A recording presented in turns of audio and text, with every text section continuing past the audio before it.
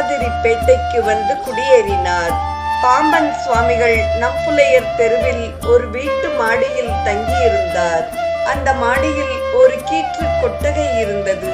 அதனுள் பாம்பன் சுவாமிகள் கட்டிலில் அமர்ந்திருந்தார். புண்ணிய வசத்தால் பாம்பன் சுவாமிகளின் தரிசனம் கிடைத்தது என்று வாரியார் குறிப்பிட்டுள்ளார்.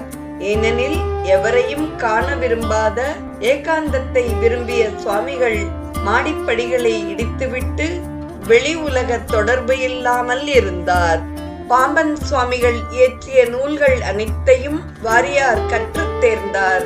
அப்பொழுது பாம்பன் சுவாமிகளின் நூல்களுக்கு உரை எழுதப்படவில்லை.